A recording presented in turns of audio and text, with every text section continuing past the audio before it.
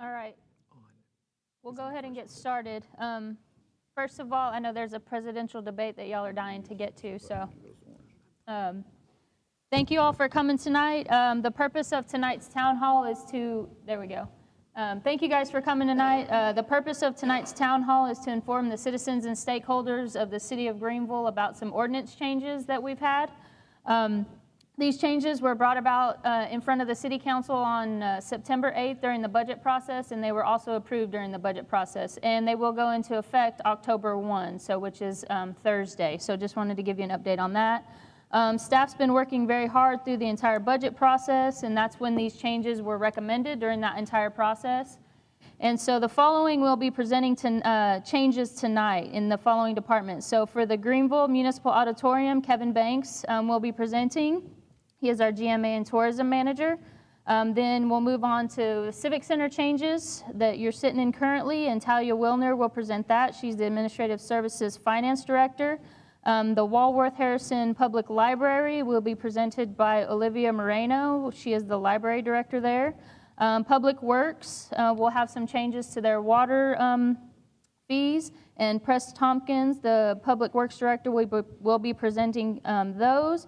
And last but not least, Parks and Recreation had some ordinance changes to a few different things, and those will be presented by Brett Quarles, the Parks and Recreation Director. So following each presentation, we'll give the public the opportunity to ask any questions that they have, so they can ask those questions at the end of their presentation. But we ask is let us get through each presentation, and then at the end of the presentation, we'll have a questions, and then we'll move on to the next one.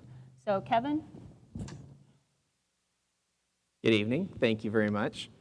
So basically what we were doing for the Municipal Auditorium is updating some of the fee structure that we have and trying to bring things a little bit more in line. Also to clarify just a few points that were in the current ordinance that may not have been clear for people. So the first one is in Article 1605, number 2. Basically what we changed was that if you're going to make a deposit to rent the auditorium, you need to do that at least 30 days in advance. It was 7, but 30 days is actually much more in line with the industry average. On number 5, it's all about sound and lighting and technical support. In the past, we had it where we were trying to encourage you to use a particular company. Due to many different reasons, we've opted that is not the right thing to do. So basically, if you need sound and lighting, we've changed it a little bit so that you need to use a city-approved technician, but it's from a list of approved technicians that I keep in my office. Should you want to use your own person within your own team or organization, that person must be trained by an approved technician at a cost of $200, which will be the responsibility of the applicant. But that way you have someone on your own team or staff in the future that can run sound and lighting for you. Next part, a ticketing fee is provided for in the fee schedule in Appendix A. It will be charged for each ticket sold by the City of Greenville through the city's contracted ticketing company to cover partial costs associated with selling of said tickets. In the past, it specified a specific ticketing company. We are now going through, I think, the 3rd ticketing company from when this was originally written, so we wanted to keep it a little bit more generic. And that very small fee that you'll see in a moment just helps to cover the administrative cost on our end in the office from doing all of the work to get the tickets put into the system, to sell them, take care of problems, organize will call, all of that. And then number 7, because of the age of COVID, hardwire internet connections have become more and more in demand, and there's additional equipment that has to be purchased for that. So we wanted to address that, so a hardwire internet connection fee is also provided for in these revisions. And it would be charged if you wanted to do a live stream of your event. So while we do have internet in the GMA, a hardwire is by far the safest way to do it, so you don't worry about the connection going in or out in the course of your event. The next part, Article 1605, or 16.05.002, general restrictions. Again, we're just tightening up a little bit of this. So in A, it should be the duty of the applicant to prevent the use of any tobacco product therein. We just want to make sure we're covered with all different types of tobacco products. Under E, basically if you want to do alcohol, if you want to sell alcohol at your event at the GMA, you're welcome to do that. You must follow all TABC guidelines, but the big thing is you have to make sure that there's a licensed peace officer available there throughout the duration of your event. We want to make it clear that that is going to be at the expense of the applicant. The city's not paying for that. Whoever's renting the venue and wants to have alcohol will be paying for that. So if we look at the actual fees, we did have a lot in there for the lighting and sound. That's all gone, which is good, because now you can use your own person, or we do have a list of approved people you can use, and you contract directly with them. For the ticketing fee, it's $1 per ticket sold, which is very reasonable. And for the hardwire internet connection fee, it's $100 per event, which is, again, pretty standard within the industry. Again, if sound and lighting should be contracted from a list provided by the venue manager, which I keep in my office. So any questions from that?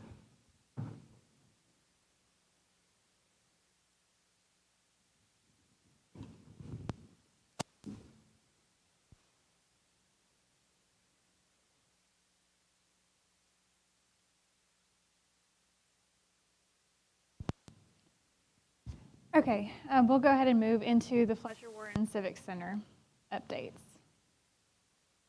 We just did a few changes. Again, kind of like Kevin, this is really just to kind of right size our fee schedule and help the city cover its costs. The first update is that all groups except for city departments must pay the building attendant fee. The next change is that 2 licensed police officers for events, any events where you might be serving alcohol at the Civic Center, we now are requiring 2 police officers instead of just 1, just during the hours of that event. And then lastly, the ballroom deposit. So that's this room right here. This is the refundable deposit that you would pay and then get back, provided that no damage to the facility occurred or anything like that. This is changing from $150 to $300, and that's just to help cover the cost of damages that we've seen recently. So you would get that entire amount back, of course, as long as you don't damage the facility. And that's just a continuation of that chart. Same change there, $150 to $300. Any questions?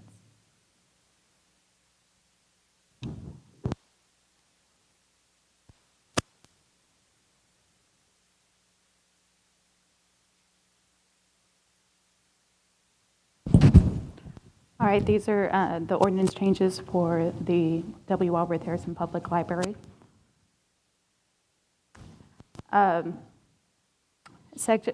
Part A of section 16.03.003, we just changed the punctuation around to make the wording a little clearer and to match it with the addition of letter B, which is the library card type for our students and educators within the city of Greenville. If you aren't eligible for a free library card with us otherwise, you can be eligible for one if you work at or attend an educational institution within the city limits of Greenville, and so that's that addition. The rest of the changes to this section are the subsequent letter changes from that addition.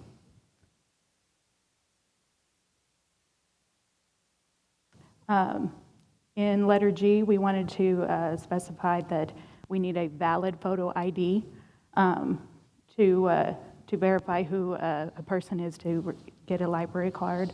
And this is in response to someone using a 5-year-old or equal number of years old ID to try and get a card. We do need to see something more recent than that. Letter H and letter J, just add the wording designee to allow for the library director to establish someone else within the library to handle those tasks for handling fines and fees and how they're applied or waived, and for disposal of library materials or donated materials to the library. In section 16.03.004, use of premises, we've added vaping to prohibiting tobacco product use, just so we cover all GMA.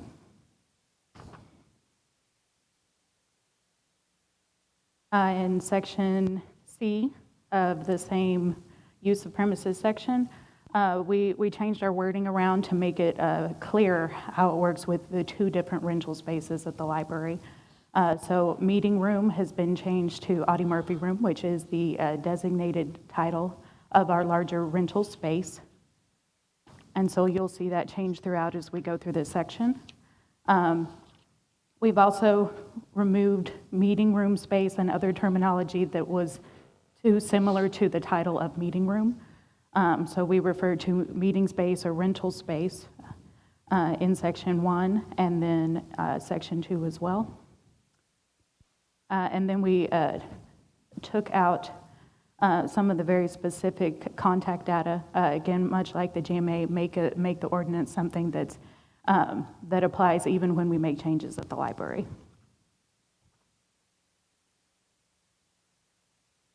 This continues meeting room space use. Again, change from meeting room to Audie Murphy room. Letter P, you can see use of the meeting room is changed to rental space. To be more clear that we're referring to all rental space available at the library. Same thing in letter R.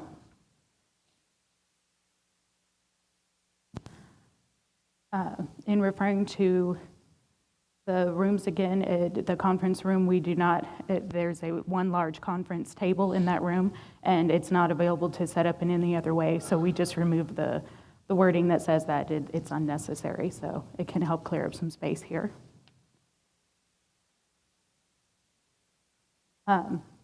In this section about the Audie Murphy room, you can see where we've changed that every single time that appears.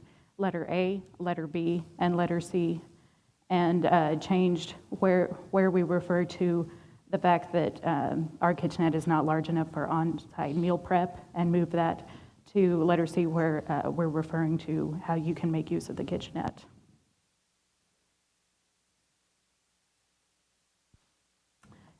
Section 16.03.005 on fines, fees, and penalties. Again, to make the ordinance more clear and more overall reaching, our fees for copying and printing are the same no matter what device the prints are coming from, and so we just took that list out. And that's in letter F. Division 2, referring to the library director position. This just still said that the position answered to the assistant city manager, which is not a current position with the city, so we just updated that to be more accurate. Under the fines and fees section, A16.03, we are having a price change to our replacement library cards. They've been $1 for years now. And we requested a council to move this up to $2. You can see the image here. It's kind of cut off a little bit, but we have kind of branded more uniform graphics. We have cards for children, cards for teenagers, and these all come with matching keychains for the convenience of our more regular patrons, and this helps us just recover that cost. And again, these are only for the replacement cards, not for the initial card that our patrons are issued. And any questions? Okay.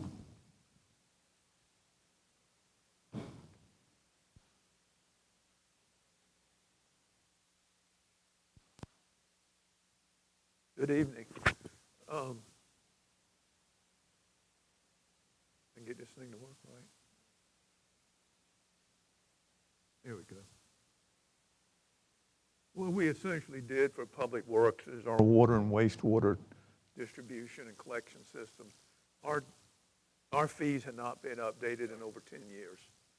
And so we essentially gutted almost the whole entire chapter, A20.04 and A20.06, to represent what the material and labor cost us to set water meters, to set sewer taps, the road repairs, and everything else. I could go through it line item by line item, but I think y'all will be bored to death by that. They're pretty self-explanatory on what we did. We basically replaced essentially the whole subchapter on that to reflect the current cost of what it costs us to do the work now. And one of the other things we did add at the very end was for our wastewater, the chemicals that we need to run the wastewater test. And those have gone up significantly over the years. So we had a price increase for those also. One of the things that we were not doing, we were not charging for water meters. And in the past, it didn't hurt us too bad because, half a dozen or a dozen lots a year, we had that in the budget. But right now, we've already surpassed 100 new meters. So that was one of the biggest things we added was the cost of the water meter itself and the installation of it. So I think we did a really realistic job of what it cost us to do this work and recoup the cost of what the city labor and materials run us. So with that, I'll answer any questions you may have on it.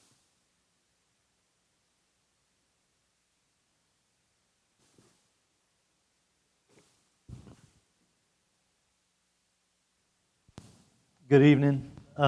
Much like some of the other directors, we really, our staff and other staff within the city went through our ordinances, which hadn't really been updated, the majority of which for approximately 30 years, since 1990. And so as our parks, the demand on our facilities has changed.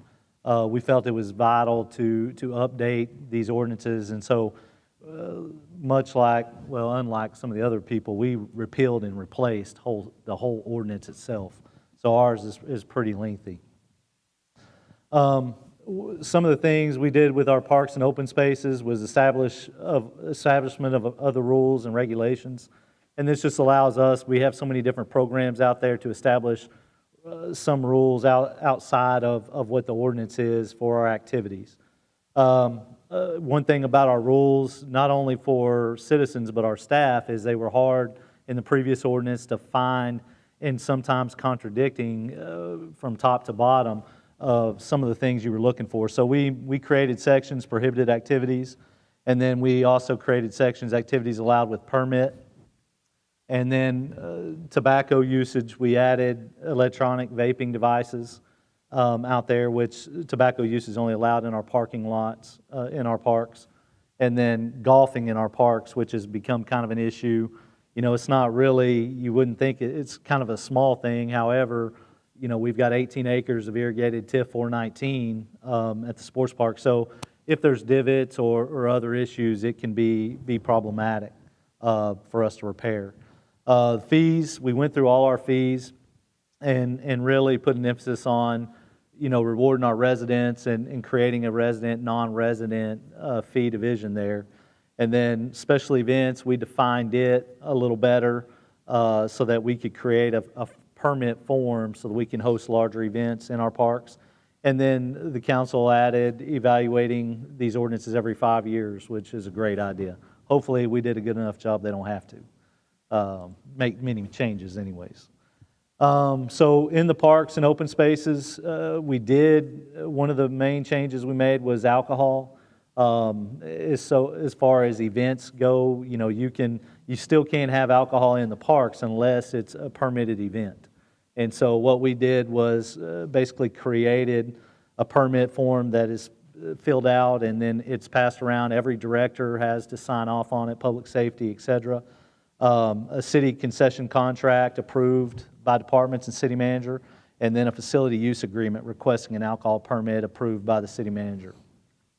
So really our goal is to increase our events, encourage promoters to come in and host some larger events in our parks. And so we've designated those parks as a sports park and then Grand Park. And then any permit, of course, with an authorized city-sponsored event. So Bottle Rocket Bash, we feel like this is an avenue that we can create a larger event through some revenue, possibly, if we're selling alcohol at those events. Commercial or business activities, this is something that's really grown. If you've been to the park, you've seen it, the fitness classes and those type of things. where people are charging people to be in the class, and then they're not renting facilities, they're just coming and taking that space and using it to making money off of it. So what it does is prevent citizens from being able to utilize those facilities while people are making money on it. So we did put a thing in there where any commercial or business activities requires a permit, which means they'll have to reserve that facility to host that type of stuff. The golf ordinances, we basically stayed the same. They were pretty well written. We did restructure them just to make it easier for our staff and citizens to locate the information they're looking for. And then we established resident, non-resident fees with them, and then we did eliminate one $900 membership for seniors, just because we have 2 senior member rates, and the majority of our seniors are using the $1,100 one, so which is the anytime with a golf cart rate. So we eliminated that one. Cemeteries, we've been working in the last year and getting prepared to start expanding East Mount Cemetery to the east. And with that, we really wanted to make sure we had a good foundation for our ordinances as far as how we're going to operate the addition. So what we did was create a work permit that's required for any work permit that's in those cemeteries. And we asked the contractors to be insured, and then add the city as additionally insured. So hopefully that takes some of the liability off the cities. Monument restrictions on new sections. So the new section we're looking at, we put restrictions in there as far as no vertical monuments, that they're all horizontal and flat. And that's for a couple reasons. Typically the bases, if you've been through our cemeteries, the bases usually aren't constructed correctly, and so there's a lot of top heavy, and they start leaning and falling, and becomes kind of an issue especially if we can't locate anybody in the family, then the city's becomes responsible for getting it erected. So we did put that in for the new sections.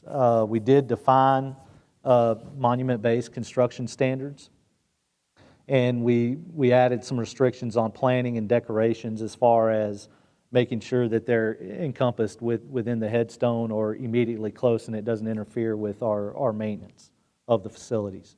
Restrictions on curbing, hedges, and fences. Curbing's another thing that we have a big problem with, where the curbing's deteriorated over the years, and we can't locate any family that's responsible for coming out and fixing it. So, then the city's left with a couple options to either pay to repair it all or take it out, which makes it easier for maintenance purposes anyway. So the fees, we did go up on the fees.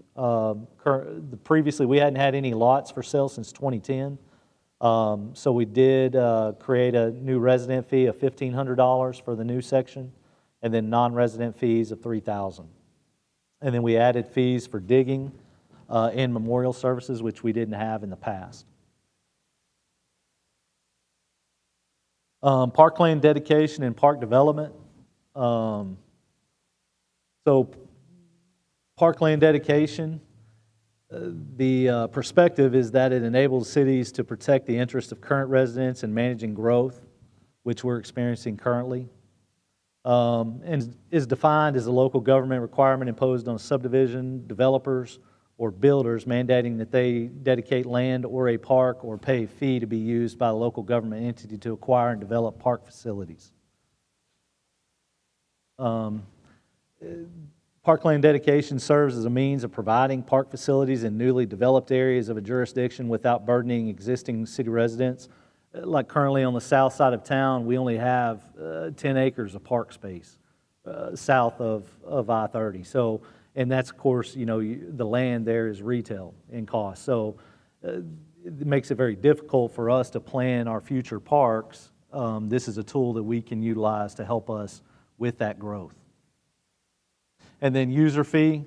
Oftentimes this is conceptualized as a type of user fee because the intent is that the landowner, developer, and new homeowners who are responsible for the creating the demand of the new park facilities should pay for the cost of the new parks. So we went through our Parks Board, our staff, we went through and looked at our comparison cities, and there's a lot of different ways to do this, and there are a lot of legal issues that come into play with these types of ordinances. Paris, Corsicana, and Cleburne didn't really have any information available. I do believe, I know Cleburne has something. However, a lot of times these ordinances are kind of hidden within the code book because, like ours, is in a subdivision ordinance. It's not in a parks or anything like that. So a lot of times they're difficult to find. You've got like Wiley's cash only, and they require 5 acres of space for every 100 units. Rockwall is cash only, and they have calculated park divisions, which is similar to what we've elected to do. Their formulas are very complicated, which we tried to simplify just for staffing and to make it easier on the developers. And you can kind of see there, Garland, I know they have one, but we couldn't find it anywhere in their code book. So, and they usually vary from single family to multifamily. And then McKinney, they've got 1 acre for every 50 units, and then fee in lieu of is equal to the appraisal of land, which is similar to what we're wanting to do.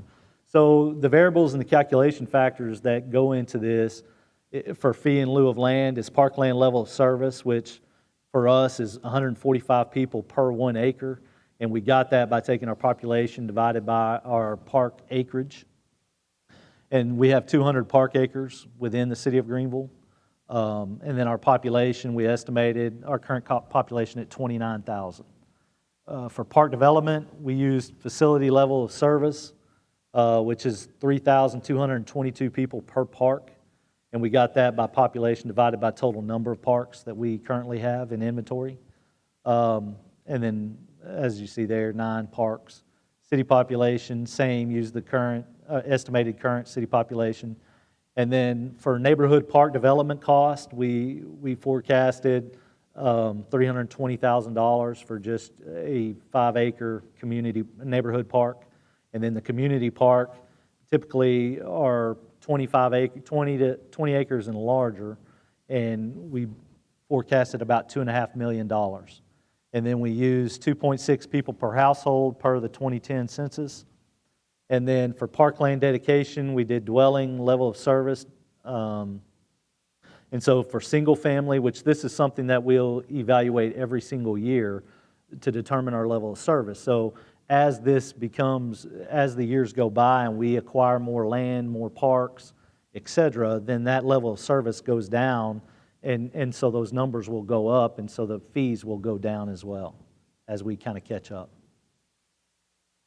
So the current parkland dedication that we have in place now was adopted in 2006 and currently requires for parkland dedication and park development fees only apply for subdevelopments which include 500 or more dwelling units, which is a lot. That's a lot of dwellings in one development. So they're based on dwelling units and must provide 1 acre for every 133 dwellings, and then less than 5 acres were declared to be impractical for a neighborhood park. And 665 dwelling units were needed to provide enough acreage to build a neighborhood park. And then for cash in lieu of, was a fee of $250 single family and $160 per multifamily unit. And so the flat fees, a lot of cities use them. The problem is there's some legal issues with them, is there's no formula behind them to ever adjust them, or it's just on somebody's opinion on what that fee is. So we really tried to formulate this thing. And then the park development fee is $250 and must be used in the area of development, and then has not produced any capital or acreage to the city since 2006 when it was adopted. So the proposed plan will involve us taking the community and creating 4 park districts. And so with the 4 park districts, what we want to do is have a formula-based method that we can use to calculate the fees. And then the requirements for parkland dedication and park development fees would be outlined, would apply to all future development. So it's per unit being built versus per development, and putting a number on that. The land dedication would be based on level of service divided by dwelling units for single family and multifamily. And then cash in lieu of would be your market value divided by your 54 dwellings for single family or 58 dwellings for multifamily. And then would be based on a combination of neighborhood, park development fees would be based on a combination of neighborhood and community park development costs. And we put in a caption in there to expend in 10 years or right to refund. So basically, we don't want the developers to give us their money and us not ever do anything with it. So we put that in there, an option for a right to refund. And then we also added option to construct and option to construct credit. So, you know, if you're, for these developers, if you're building, sometimes some of those materials, they can get some of this done cheaper. If they want to construct a park for their development, then we would offer credit to them for that. That would go against the fees that we would enforce.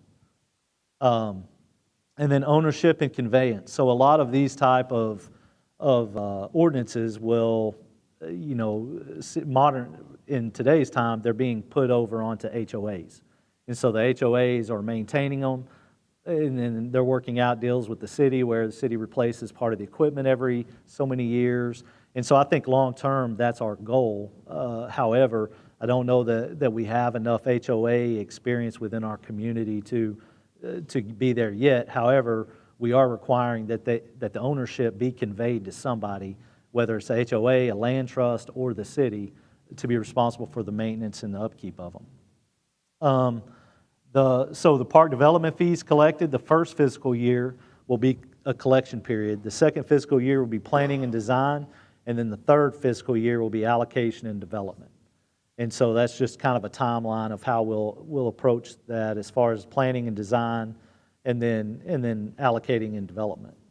And then the subcommittee and the city council, you know, a city match is something that cities have used a lot of times, because what happens often is these type of ordinances get put in place, and so all your new parks become where all your growth is, and oftentimes the older parks are kind of pushed to the side and forgotten about. And so for us, we cannot use money that's in a development if it's in the third zone.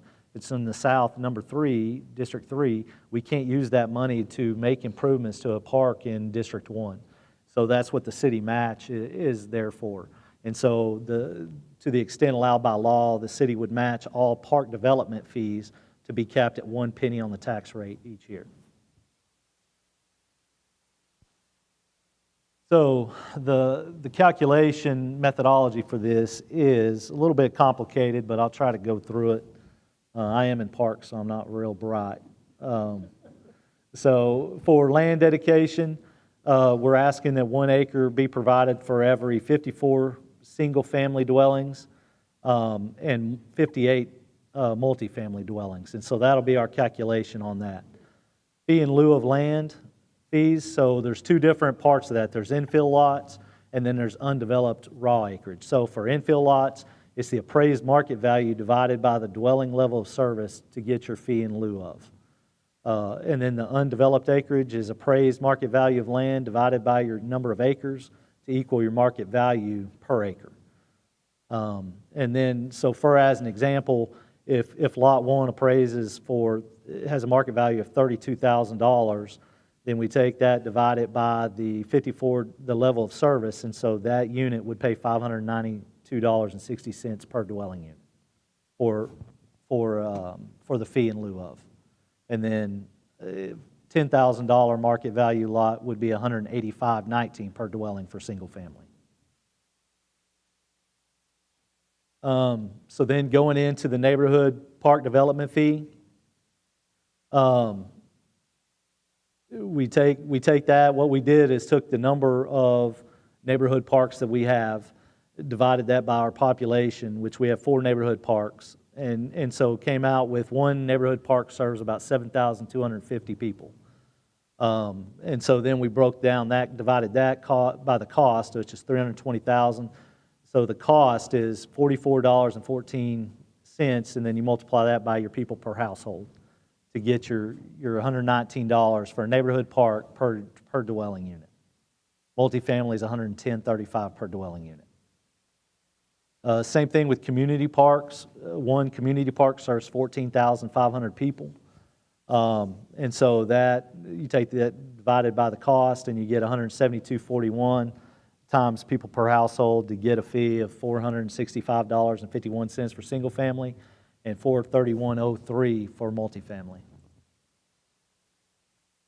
So your total fees. So coming in, building a house based on a $21,000 market appraised value or market value, you're looking at a fee of $973.58 per dwelling for single family and $903.45 for multifamily. And so using that, the parkland dedication, if we'd collected parkland dedication fees in 1819, we had 242 units built, would have came up to about $235,606, and the city match would have been $141,494. In 1922 current, it would have been $169,000 on parkland development fees, and then $101,000 on city match.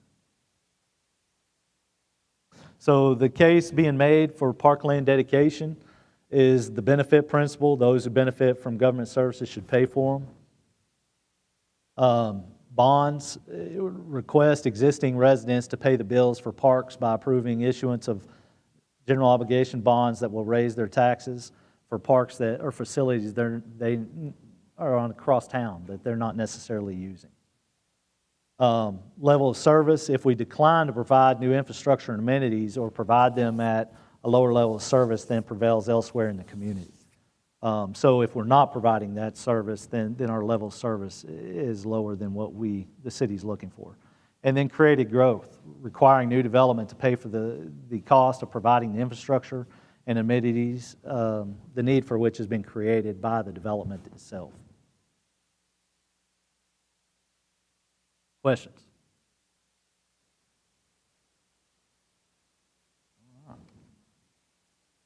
Oh, yes, ma'am. When would we pay the fees? So like if I'm a developer and I'm putting in a 100-lot subdivision to sell lots, would I pay the fee when I create the 100-lot subdivision, or would I pay the fee when I pull the building permit for the home? I think what she's asking, she has one. Mm-hmm. It's already in the works, already going. So I understand those that we already have works. Right. No. So it'd be the pre-app would be the starting point of that. Okay. But if we were, Started Friday, if we have one this Thursday, if we hadn't had pre-app, we'd be done. so any subdivision we build in the future, would it trigger the fee at the subdivision development or at the, you pay both fees? You pay that first fee you talked about. Plant, before we file that plant, you're gonna pay that fee. And the rest of it we pay every time we issue the building permit. Right. Okay, perfect, thank you. You're welcome. I'm so. Oh. Yes. Well, what Steve was saying was that those fees, if they're already filed with the city, then it wouldn't go into effect. But on pre-app meetings, the parkland, we would have to decide at that point whether we're dedicating the land or paying the fee in lieu of, which would be due at that point. And then the building permit, each time we issued a building permit, you would pay the park development fees. Is that correct? We get paid the Right. neighborhood. Yeah, neighborhood and community park fees.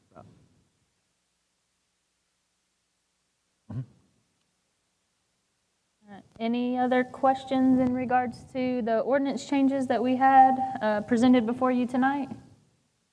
Okay, well, we don't have anything else to present, so we thank y'all for coming. Appreciate it.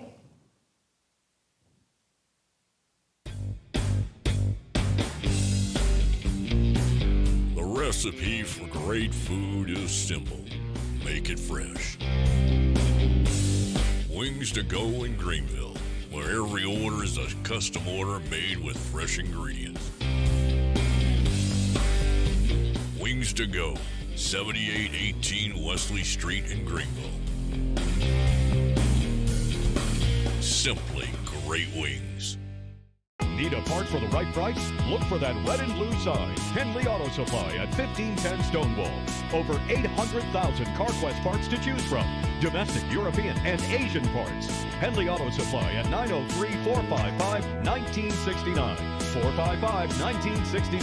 Henley Auto Supply has the right parts to keep your vehicle running and backed by the best hometown service. Henley Auto Supply. Great people, great products, great prices. Henley Auto Supply and CarQuest.